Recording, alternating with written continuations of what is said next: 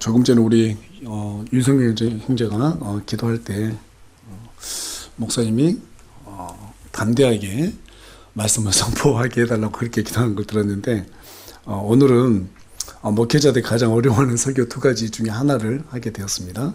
하나는 자매님들에게 복종하라는 말씀 전하는 게 가장 힘들다고 그러고요. 또 하나는 헌금에 관한 메시지인데, 그 중에서 오늘은 헌금에 대한 설교를 준비했습니다. 설교 중에서 물질에 대해서 언급한 적은 여러 차례 있지만, 헌금 설교는 우리 교회를 개척하고 처음 하는 설교인 것 같습니다. 헌금에 대한 설교를 한 번은 좀 정리해서 말씀을 전해야겠다라고 생각하게 된 이유가 있어요. 지난 6월부터 신명기에 기록된 말씀으로 매일 묵상 여러분과 함께 나누는 과정에서 이스라엘에게 하나님께서 가장 많이 반복하셨던 명령 중에 하나가 레위인을 포함해서 나그네와 고아와 과부와 어렵고 궁핍한 자를 도우라는 명령이라는 사실을 발견하게 되었기 때문입니다. 무려 이 명령이 몇 번이나 반복되고 있냐면 11번이나 반복되고 있어요. 여러분, 하나님께서 2번, 3번 강조하신 것도 많이 강조하신 건데, 신명기에서만 가난하고 어려운 사람을 도우라는 명령만 11차례 반복하셨다는 것은 그만큼 하나님께서 이 부분을 중요하게 생각하신다는 거겠죠. 하나님께서 강조하신 만큼, 또 우리가 성경을 보니까 하나님께서 이 명령에 순종하는 자들에게 손을 대는 모든 일에 복을 주시겠다라고 그렇게 약속을 하셨습니다. 뿐만 아니라 이 명령들을 지켰을 때 그 사람만 아니라 공동체 전체가 풍성한 복을 누리게 된다고 신명기 28장 1절과 2절을 통해서 우리에게 말씀해 주고 계세요. 다시 말해서 저와 여러분, 우리 교회가 풍성해지고 여러분 개인적으로 풍성한 삶을 누리려면 어떻게 해야 된다는 거예요. 하나님의 뜻대로, 하나님께서 기뻐하시는 대로, 오늘날 목회자를 포함해서 가난한 자, 궁핍한 자, 고아, 과부, 이 모든 사람을 도우라는 거예요. 그렇게 했을 때 저와 여러분이 다 풍성해진다라고 성경 우리에게 약속해주고 있기 때문에, 이 약속은 비단 구약의 약속뿐만 아니라 신약교회도 그대로 적용이 됩니다. 그래서 신약에서 동일하게 적용되기 때문에 사도행전 20장 35절에 가서 보면 이런 말씀을 하십니다. 내가 너희에게 모든 것을 보여주되 곧 너희가 마땅히 이렇게 수고하여 약한 자들을 지원해야 하며, 또 주 예수님께서 하신 말씀들, 즉 주는 것이 받는 것보다 더 복되도다 하신 그분의 말씀을 기억해야 함을 보여주었노라 하시니라. 여러분, 여기에서 말하는 약한 자라고 하는 것은 가난하고 궁핍하고 어려운 자를 얘기하는 거예요. 또 주는 것이 받는 것보다 어떻게 된다고요? 복되다. 왜 그래요? 주는 사람에게 하나님께서 복을 주신다고 분명히 말씀하셨기 때문입니다. 그래서 우리가 누군가에게 도왔다고 그래가지고 저 사람이 나에게 어떻게 해줄까 말까 이런 거 생각 전혀 할 필요가 없어요. 그 모든 것은 하나님께서 우리에게 복되다고 말씀하셨기 때문에. 자, 이를 위해서 사도 바울은 우리에게 헌금에 대한 원리를 말씀을 나눠주고 있습니다. 또 그리고 어떤 자세로 우리에게 헌금을 해야 되는가, 이 얘기를 하고 있어요. 자, 우리 다 같이 고린도후서 9장 6절 7절 말씀 한 목소리 읽도록 하겠습니다. 시작. 다만 내가 말하는 바는 이것이니 곧 인색하게 뿌리는 자는 또한 인색하게 거둘 것이요 풍성하게 뿌리는 자는 또한 풍성하게 거두려는 것이라. 저마다 자기 마음속에 정한 대로 낼 것이요 마지못해 하거나 억지로 하지 말지니 하나님은 즐거이 내는 자를 사랑하시느니라. 여기에서 마음에 정한 대로 내라는 말은 10분의 1만 내라 이런 말이 아니에요. 여러분, 오늘날 신약시대에 율법적인 11조가 있어요, 없어요? 있어요, 없어요? 없어요. 지금 교회들이 말하는 율법적인 11조, 그거 잘못된 11조예요. 여기에서 마음에 정한 대로 내라, 이 말은 무슨 말이에요? 지금 읽어보니까 믿음에 따라 내가 풍성하게 거두고 싶다면 풍성하게 헌물을 준비하라는 거예요. 반대로 그렇지 않으면 인색하게 정하라는 것입니다. 그렇게 했을 때 하나님께서 우리에게 만약에 풍성한 대로 우리가 준비하게 되면 어떻게 해주신다 약속하셨는가 하면 고린도후서 9장 8절하고 9절 가서 보니까, 자, 우리 다 같이 한 목소리 읽어볼까요? 시작. 하나님께서 이 모든 은혜를 너희에게 넘치게 하실 수 있나니 이것은 너희가 항상 모든 것에 전적으로 넉넉하며 모든 선한 일을 풍성하게 하려 하심이라. 이것은 기록된 바 그가 널리 재물을 흩어 가난한 자들에게 주었으니 그의 의가 영원히 남아있도다 함과 같으니라. 자기 물질을 나눠주면 주님께서 항상 넘치고 넉넉하게 해주신다고 약속하셨어요. 여러분 이 말씀 믿으세요? 예. 무엇보다도 이 약속을 하신 이유는 그 사람을 통해서 선한 일, 즉 물질의 통로로 사용하셔서 풍성한 보상을 누리게 해주기 위해서 이렇게 하라고 하신 말씀이세요. 그런데 사도 바울은 빌립보서 4장 14절에서는 이 일을 고난이라고 말했어요. 고난에 참여하는 거라고 말했습니다. 뿐만 아니라 빌립보서 4장 17절, 고린도후서 9장 11절에서는 선물이라고 표현했어요. 그뿐 아닙니다. 솔로몬이 이 부분에 대해서 뭐라고 말하고 있는가? 잠언 19장 17절 말씀 우리 다 같이 한 목소리 읽겠습니다. 시작. 가난한 자를 불쌍히 여기는 자는 주께 빌려드리나니 그가 베푼 것을 그분께서 그에게 다시 갚아주시리라. 자 보세요. 가난한 자를 불쌍히 여기는 자. 이것은 누구에게 빌려주는 거래요? 주께 빌려주는 거라고 말하고 있습니다. 이게 좀 이해가 안 됩니다. 여러분, 우리는 하나님의 종이잖아요. 하나님의 모든 물질을 맡은 청지기잖아요. 그런데 그렇다면 우리가 주의 일을 위해서 쓰는 것은 너무나 당연한 것인데 우리 하나님께서는 자기에게 빌려주는 거래요. 그게 스스로 채무자가 되어주겠다는 거예요. 참 이상하죠? 이게 무슨 말일까요? 공짜가 아니라는 말이에요. 절대로 너희가 내 명령에 순종해서 너희의 물질을 어려운 사람들을 위해서 도와주는 것에 대해서 내가 절대로 공짜로 얘기하지 않겠다 이 말이에요. 그래서 주님은 마태복음 6장 19절하고 20절 가서 보니까 너희 자신을 위해 보물을 땅에 쌓아두지 말라고 말씀하십니다. 거기는 좀과 녹이 부패시키며 거기서는 도둑들이 뚫고 훔친다고 말씀하세요. 그리고 오히려 너희 자신을 위해, 누구를 위해서라고요? 너희 자신을 위해, 나를 위해 이 말이에요. 보물을 하늘에 쌓아두라. 거기서는 좀과 녹이 부패시키지 못하며 거기서는 도둑들이 뚫지도 훔치지도 못하느니라.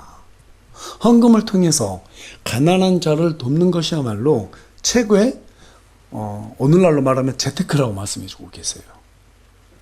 여러분 많은 현금을 아무리 많이 보유하고 있고 집에 쌓아뒀다 하더라도 도둑이 들거나 불이 나버리면 전부 다 사라져버려요. 주식에 투자했다가 잘못되면 하루아침에 길바닥에 나앉게 됩니다. 그러나 전능하신 하나님께 투자하면 다른 분도 아닌 하나님께서 반드시 기억하고 갚아주신다고 약속하고 계세요. 여러분 이 약속은 뭘로만 볼 수 있어요? 믿음으로만 볼 수 있어요. 믿음으로만. 그런데 왜 사람들이 왜 이 말씀을 믿을 수 없을까요? 하나님과 돈의 신 만몬을 겸하여 섬기고 있기 때문입니다. 마태복음 6장 24절에서 예수님께서는 만몬과 하나님을 겸하여 섬길 수 없다고 말씀하셨어요. 무슨 말이에요? 만몬하고 돈의 신 만몬하고 하나님을 동일선상에 지금 두고 말씀하신 거예요. 우리의 마음이 한쪽은 하나님이고 한쪽은 만몬이에요. 50대 50으로 딱 두고 있다라 이 말이에요. 교회 오면 하나님 쪽으로 약간 기울다가 세상에 가면 만몬 쪽으로 확 기울어버리죠. 실제로 50대 50은 아닐 거예요. 어쩌면은 훨씬 더 많이 기울어 있을 수도 있습니다. 어쨌든 중요한 것은 돈의 신 만몬과 하나님을 동일선상에 두고 우리 예수님께서 말씀하셨어요. 그리고 이어서 말씀하시는 것은 뭐예요? 둘 중 하나를 섬기면 다른 하나는 업신여기게 된다고 말하고 있어요.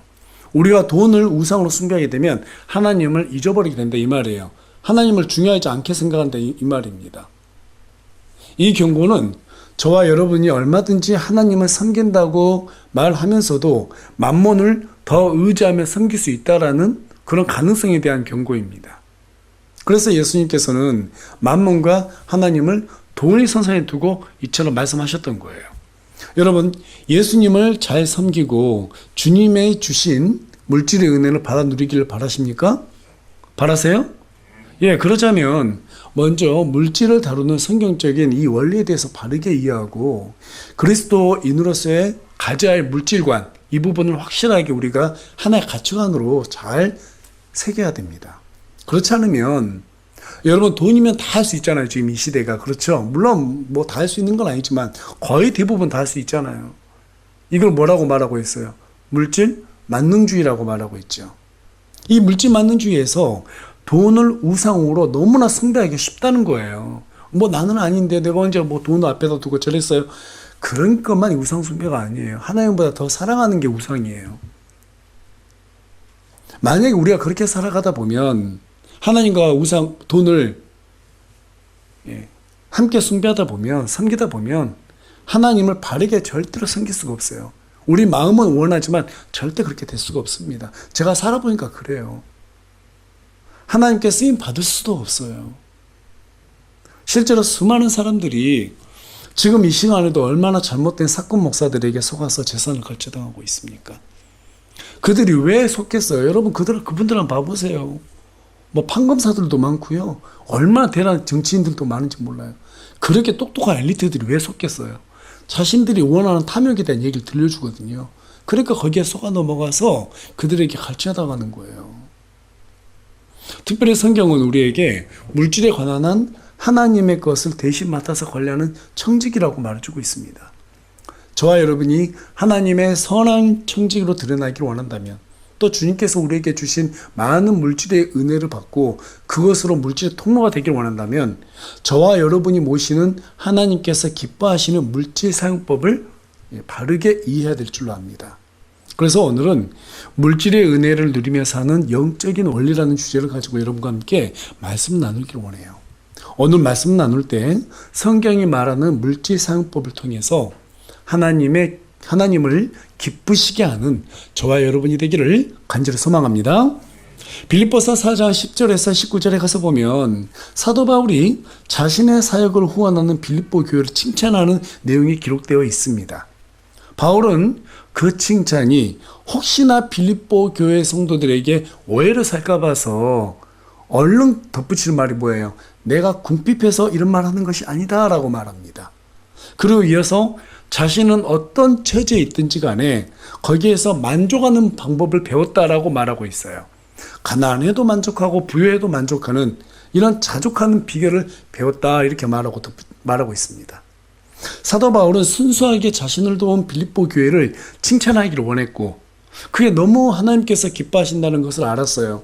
그래서 그들이 더 하나님께 잘 쓰임받기를 원하는 마음에서 복음을 위해서 물질로 고난에 참여하면 어떤 열매가 주어지는지에 대해서 설명하기를 원했습니다. 자, 그 내용이 무엇인가 하면 빌립보서 읽어보겠습니다. 나는 선물을 바라지 아니하며 오히려 너희 회개장부에 넘치게 될 열매를 바라노라. 더욱이 내게는 모든 것이 있고 또 풍부하니라. 에바브로디도 편에 너희가 보낸 것들을 받았으므로 내가 풍족한데 이것은 달콤한 냄새의 향기요 주께서 받으실 만한 희생물이며 하나님을 매우 기쁘게 한 것이니라. 오직 내 하나님께서 그리스도 예수님을 통해 영광 가운데서 자신의 부유하심에 따라 너희의 모든 필요를 공급하시리라. 이제 하나님 곧 우리 아버지께 영광이 영원 무궁토록 있기를 원하노라. 아멘. 사도 바울은 하나님을 위해서 흘려보낸 물질이 하나님 앞에서 달콤한 냄새 향기라고 말하고 있습니다. 그리고 주께서 받을 만한 희생물이라고 말하고 있어요. 또 계속해서 하나님을 매우 기쁘게 하는 것이라고 말하고 있습니다. 사도 바울은 여기에서 그치지 않고 예수님께서 너희의 모든 필요를 공급해 주신다고 확신하고 있어요. 저는 여러분이 하나님을 기쁘시게 하고 풍성하게 하나님으로부터 많은 복을, 많은 은혜를 누리길 원합니다. 정말 그렇게 됐으면 좋겠어요. 사람의 방법이 아니라 하나님의 방법으로 이 부분을 경험했으면 좋겠습니다. 이것저것 따지지 말고 정말 풍성하게 하나님 앞에 심어서 풍성하게 하나님의 누리기를 원해요. 이랬으니까 난 할 필요 없어. 저랬으니까 할 필요 없어. 그런 생각일 것 같으면 안 하는 게 좋습니다.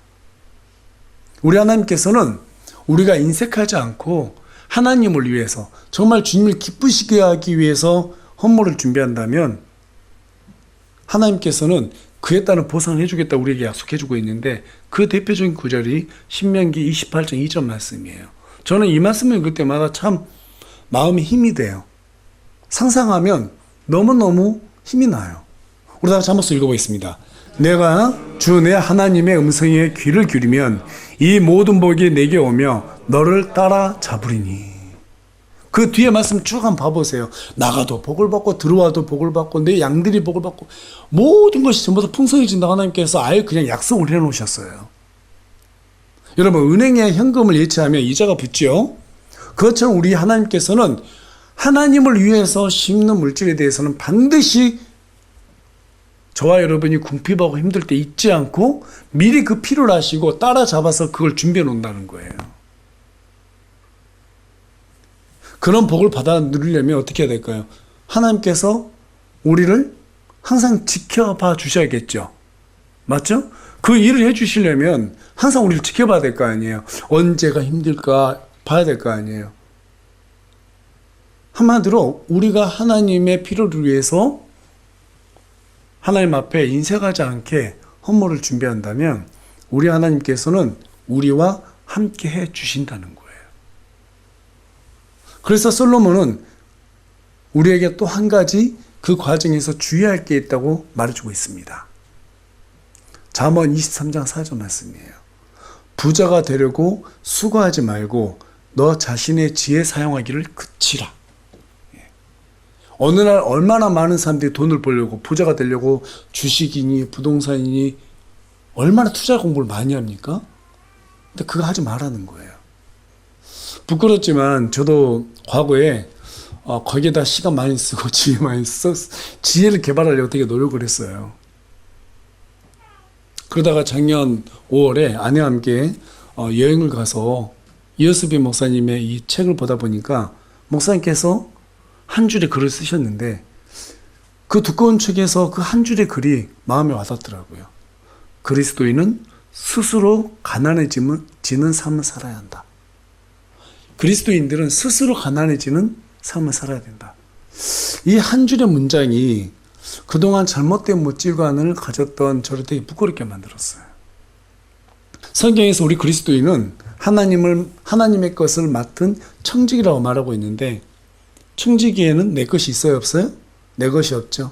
전부 다 하나님의 것이죠. 그러니 돈을 벌기 위해서 주식이니 부동산이니 뭐니 이런 세상 지혜 사용하는 것은 하나님께서 기뻐하지 않는다는 거예요. 분명 성경 우리에게 그것을 그만두라고 말하고 있습니다. 주님은 가난한 자를 불쌍히 여기고 돕는 것이 최고의 복이라고 우리에게 말해주고 있어요. 여기에서 가난한 자라고 하는 것은 교회 지체들을 의미합니다. 그렇다면 하나님께서는 왜 가난한 지체들에게 물질을 빌려주고 돕는 것을 그토록 기뻐하시는가? 우리 다 같이 고린도후서 8장 13절, 14절 말씀 다 같이 읽겠습니다. 시작. 내가 뜻한 바는 다른 사람들은 편안하게 하고 너희는 짐을 지게 하려는 것이 아니요 다만 균등의 원리를 따르려는 것이니 곧 이제 이번에는 너희의 넘치는 것으로 그들의 부족한 것을 공급하고 또한 그들의 넘치는 것으로 너희의 부족한 것을 공급하여 서로가 균등하게 하려는 것이라. 모든 성도들에게는 복음의 소명이 있습니다. 그런데 너무 가난해서 생활고에 시달리다 보면은 돈을 버니라고 복음에 대한 소명을 감당할 수가 없어요. 교회를 섬기고 싶어도 섬길 수가 없게 됩니다. 일하는 일하고.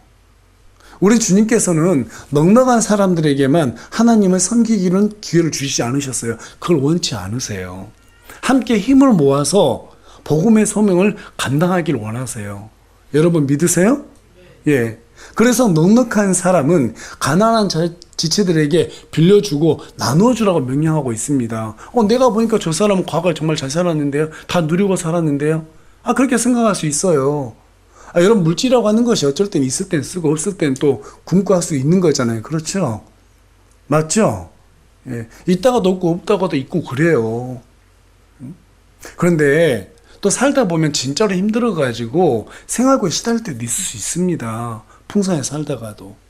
그러니까 저와 여러분이 쉽게 빠질 수 있는 함정이 뭐냐면 하나님께서는 도와주라고 그랬단 말이에요. 그런데 그 전제 조건이 뭐 다른 게 없단 말이에요. 그렇죠? 지금 현재 그 사람이 어렵냐 어렵지 않냐 이것만 지금 얘기하고 있단 말이에요. 과거에 그 사람이 뭐 잘 살았니 못 살았니 그거 따지지 말라는 거예요. 지금 이 사람이 어렵다라면, 나보다 더 어렵다라면 그 사람이 복음을 소명을 감당할 수 있도록 도와주라고 얘기하고 있지 다른 전제 조건을 붙이지 않았습니다. 맞습니까? 예. 하나님께서는 오직 한 가지 목적이 있어요. 저와 여러분이 복음의 소명을 감당하길 원하세요. 똑같이 이 생활고에 휘달려가지고 힘을 합치지 못하는 그걸 원치 않으세요.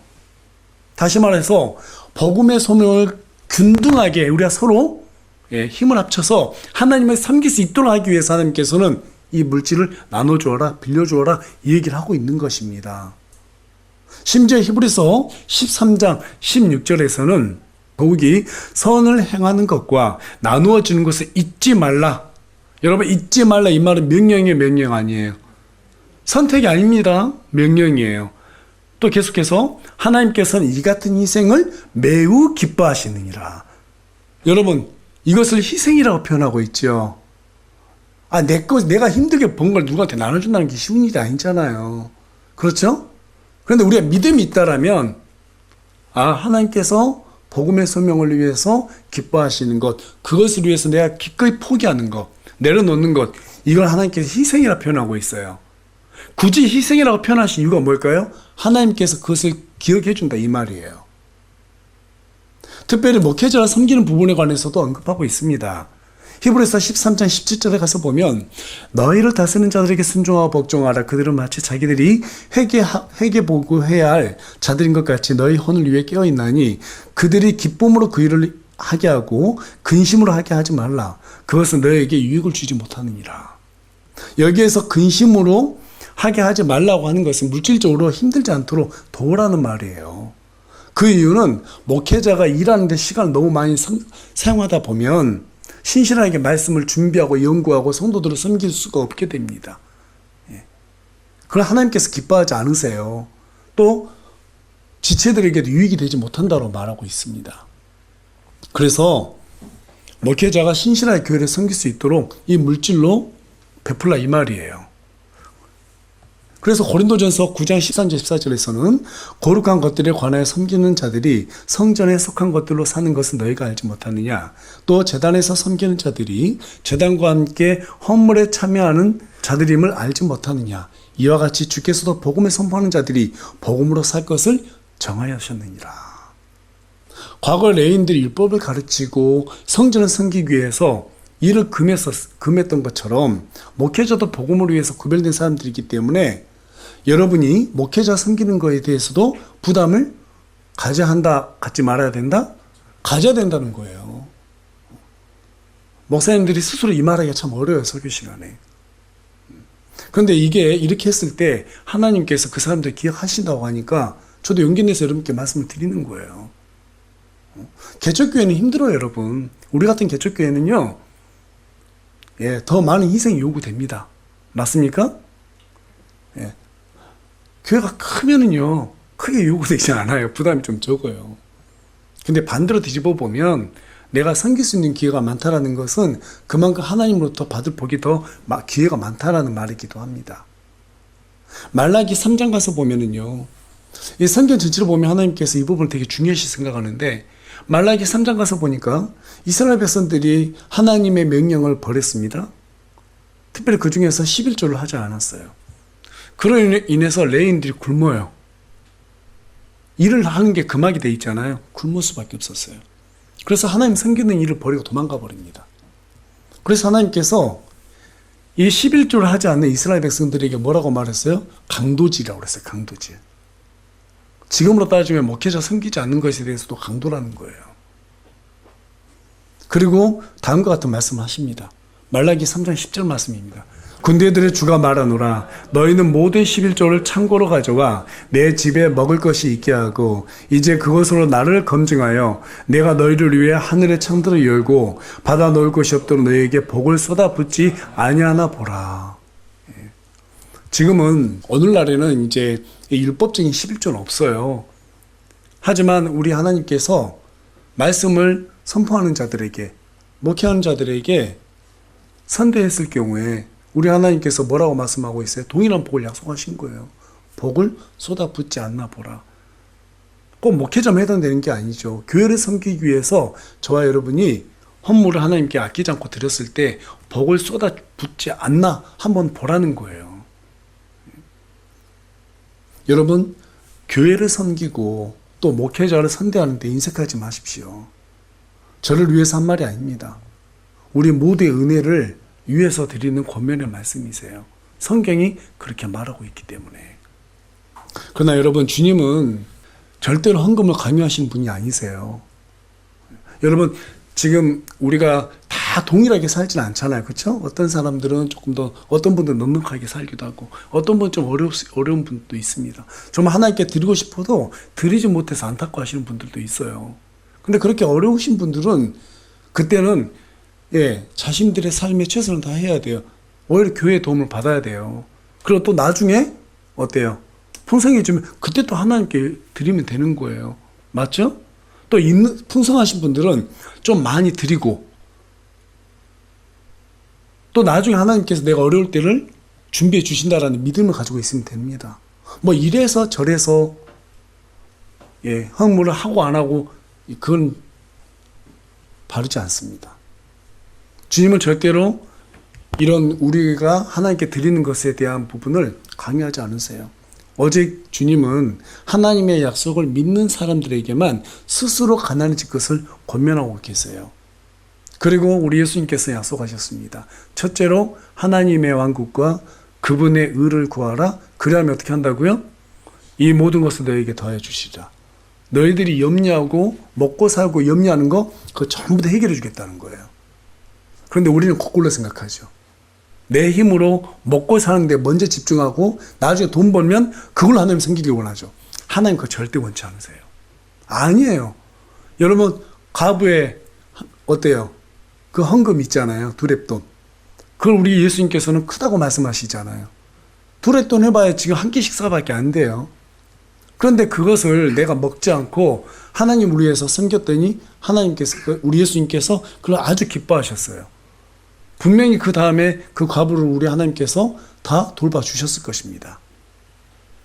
하나님은 우리와 거래하기 원치 않으십니다. 나중에 내가 생기면 해야지. 절대로 하나님 그걸 기뻐하지 않으세요. 오늘 저와 여러분이 그런 생각을 전부 다 버렸으면 좋겠어요. 어려우면 어려운 대로 내가 최선을 다하고 풍성하면 풍성한 대로 최선을 다하는 게 하나님께서 기뻐하시는 것이지. 내가 지금 나중에 벌어서 해야지. 아니요. 그건 안 됩니다.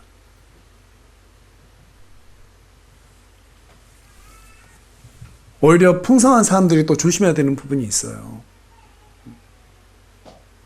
풍성한 사람들에게 한 가지 시험이 뭐냐면요. 사람들에게 보이기 위해 산다는 거예요. 하나님께서 그거 정말 미워하세요. 그 대표적인 사례가 뭐죠? 아나니아와 삽비라 사건이죠. 아나니아와 삽비라가 땅을 팔아요. 그리고 일부를 감춰놓고 마치 자기들이 다 하나님께 드린 것처럼 사람들에게 보이기 위해서 베드로에게 가져갔다가 그 자리에서 둘 다 죽임당합니다.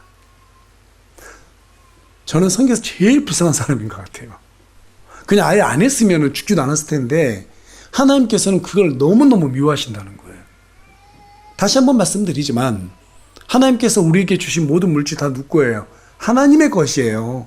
하나님의 것을 가지고 마치 내가 사람들 앞에 보이기 위해서 난 이런 사람이야. 내가 이렇게 믿음 있는 것처럼 포장하기 위해서 헌금하는 거 기뻐하지 않으세요. 정리하자면 내가 가난하다고 그래가지고 조금 어렵다고 그래가지고 나중에 하나님께 해야지라고 미루는 사람도 하나님께서 기뻐하지 않으시고 내가 풍성하다고 그래가지고 그것으로 내 물질을 자랑하기 위해서 드리는 것도 하나님께서 기뻐하지 않으신다는 거예요. 그래서 제가 여러분들께 우리 교회에서는 절대 이름 쓰지 말라는 거예요. 헌금 적게 하면 고개 숙이고 그럼 고개 숙인 사람도 나중에 헌금 많이 하면 고개 들겠다는 거 아니에요. 어깨 힘주겠다는 거 아니에요. 헌금 많이 하는 사람들은 딱 어깨에 힘주고 헌금하고 이름 써가지고 그럼 그 사람들 나중에 어려워지면 고개 숙였다는 거 아니에요. 하나님께서는 그런 헌물을 받지 않으세요. 차라리 그런 물질이 있으면 그냥 친척들 나눠주는 게 좋아요. 우리 하나님이 무슨 물질이 없어서 가난한 구걸하신 분이세요? 아니죠. 저도 우리 하나님의 마음을 알기 때문에 우리 교회가 개척교회고 뭐 그러더라도 누구한테 도와주려는 소리 안 해요. 자진해서 도와주면 받죠. 감사히 생각합니다. 하나님이 뭐 손이 짧아요? 도와달라고 구걸할 필요가 없어요. 하나님께서 우리 교회를 세우시고자 한다면 하나님께서 물질을 주실 겁니다. 여러분 믿으세요? 저는 여태 그렇게 믿어요. 그리고 지금까지 우리 교회 잘 운영되어 왔습니다.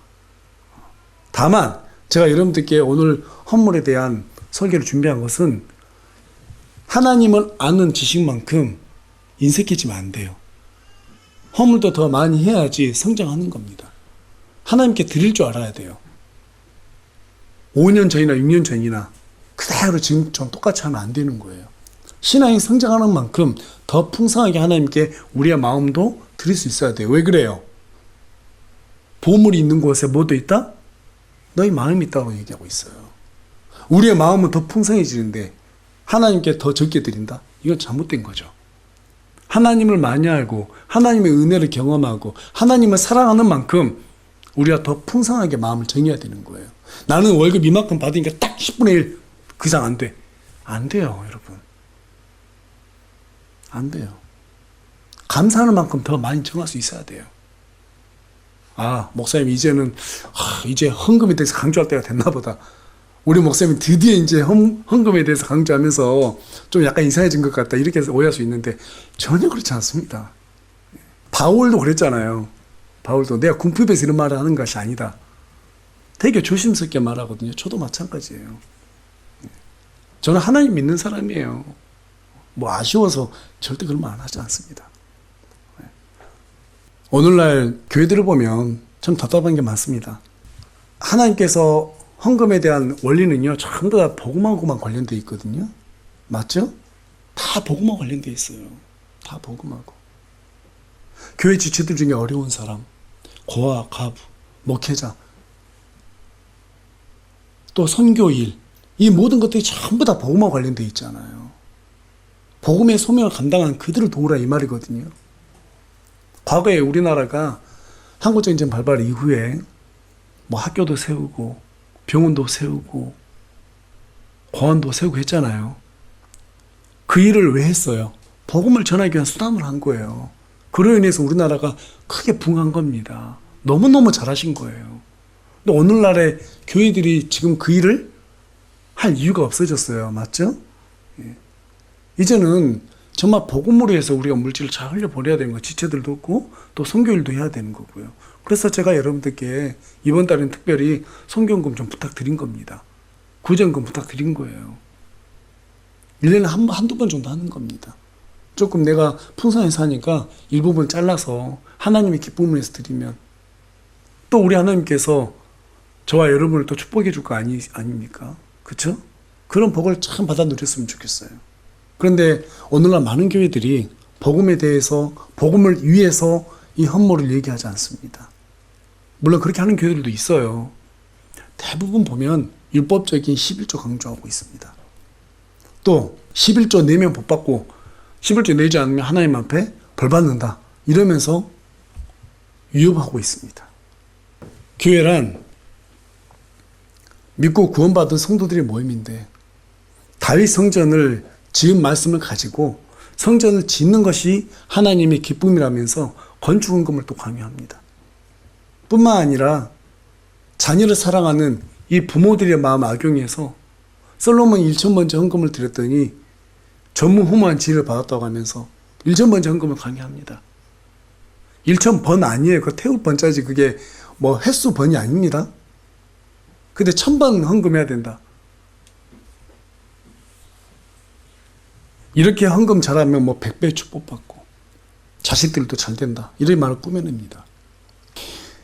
그러한 모든 것들을 일일이 전부 다 설명하자면 시간이 부족해서 다 설명할 수가 없어요. 하지만 분명한 것은 율법적인 11조, 일방적인 건축헌금, 뭐 구약의 1,000번째 헌금 이것들은 모두 다 성경적인 헌금이 아닙니다. 하나님이 원하는 헌금이 아니세요. 하나님께서 원하는 헌금 모두 다 뭐와 관련되어 있다고요? 복음하고 관련되어 있습니다. 정말 그러한가? 정말 그러한가? 우리가 성경 말씀을 통해서 확인해 보도록 하겠습니다. 마가복음 10장 29절 30절 말씀 한 목소리 읽겠습니다. 시작. 예수님께서 응답하여 이르시되 진실로 내가 너희에게 이르노니 나와 복음을 위해 집이나 형제나 자매나 아버지나 어머니나 아내나 자식이나 토지를 버린 자는 누구든지 지금 이 시대에서 집과 형제와 자매와 어머니와 자식과 토지를 100배나 받되 핍박과 함께 받고 또 어느 세상에서 영원한 생명을 받으리라. 여러분 지금 앞에서 어떤 전제를 두고 있어요? 나와 복음을 위해라고 전제 조건을 두고 그와 같이 너희들이 희생하고 고난을 참여하면 얼마나 100배의 축복을 하나님께서 지금 사는 이 시대 가운데서 주겠다라는 거예요. 또 뿐만 아니라 다가오는 영원한 생명에 얻으리라. 이 말은 무슨 말이에요? 나중에 우리가 하나님 앞에 섰을 때 보상으로 받게 된다 이 말입니다. 그러나 반대로 복음을 위해서가 아니라 자신의 어떤 부요, 풍요를 위해서 사는 데 목적이 되면 어떻게 됩니까? 여러분 이스라엘 백성들이 하나님을 버리고 가나안에 들어가자마자 바알을 섬겼습니다. 한때는 하나님의 명령을 결코 버리지 않겠다라고 여호수아와 모세한테 아주 그냥 맹세를 했어요. 근데 여호수아가 모세가 뭐라고 말해? 너희들은 앞으로 그렇게 안 될 거다. 하나님 버릴 거다. 이렇게 말을 한단 말이에요. 실제로 그들은 하나님을 버렸어요. 언제 버렸어요? 배에 기름이 차니까 딱 버려버린 거예요. 하나님을. 여러분 하나님과의 관계를 깨트리는 것은 어떤 위기나 결핍이 아니에요. 풍요에서 옵니다. 어디에서 온다고요? 풍요에서 오는 거예요. 먹고 살만하면 그때 하나님 버리는 거예요. 우리나라 기독교도 봐보세요. 과거에 어려울 때는 정말 크게 부흥했어요. 그렇죠? 근데 지금 먹고 살만하니까 어떻습니까? 전부 다 기복주의 여기에 빠져가지고 하나님을 미신화시키고 있습니다. 지금 교회가 교회들이 아니에요. 그래서 어떤 목사님은 양복 입은 무당들이라고 그냥 딱 잘라서 얘기했잖아요. 전부 다 복 받는 얘기만 합니다. 복음에 대한 얘기 하지 않아요. 그래서 잠언 28장 22절은 급히 부자가 되려고 하는 자는 악한 눈을 가졌으므로 가난이 자기에게 닥치게 될 것이라고 우리에게 경고해주고 있습니다. 여러분 급하게 부자가 되려고 해서는 안 됩니다. 하나님을 믿는 사람들은 절대로 막 급하게 서둘러서 내가 부자가 돼야지 그런 마음 가지면 안 된다는 거예요. 또 부자가 되기 위해서 지혜를 사용해라 하지 말라? 하지 말라는 거예요. 그럼 투자하는데 자꾸 지혜 사용하지 말라는 것입니다. 그렇게 하게 되면 마태복음 6장 23절 가서 보니까 네 몸이 어두워진다라고 경고해주고 있어요. 마귀의 생각으로 가득 찬다 이 말이죠. 그래서 사도 바울은 디모데전서 6장 10절을 통해서 우리에게 뭐라고 경고해주고 있느냐면 돈을 사랑하는 것이 모든 악의 뿌리라고 말해주고 있습니다. 뭘 사랑하는 것이요? 돈을 사랑하는 것이. 여러분 하나님께서는 하나님의 뜻을 위해서 천지계의 삶을 사는 사람과 그렇지 않은 사람을 이런 물질을 어떻게 사용하느냐에 따라 가지고 축복과 저주에 대한 부분을 정확하게 구분해 놓으셨어요. 이것은 제가 주장하는 게 아닙니다.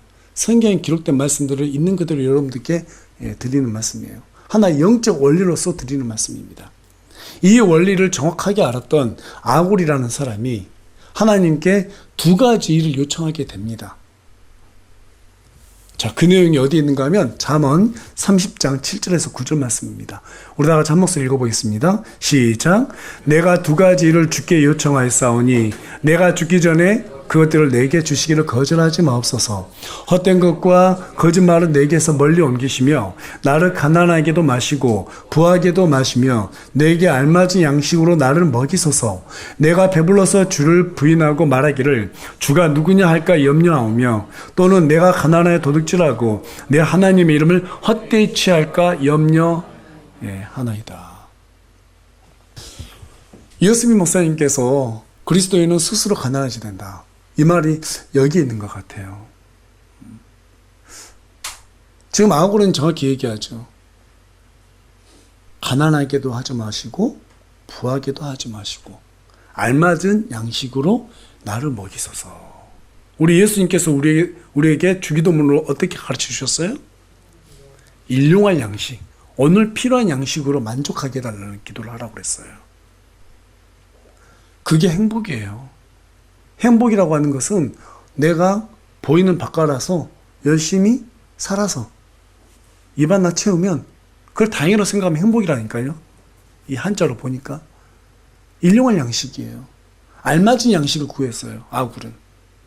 왜 그래요? 배부르면 주님을 이스라엘 백성들처럼 부인한다는 사실을 역사를 통해서 알게 된 거예요. 또 뿐만 아니라 너무 가난하게 되면 하나님의 것을 도둑질할 수 있어요. 또 하나님의 이름을 헛되이 취할 수 있게 됩니다.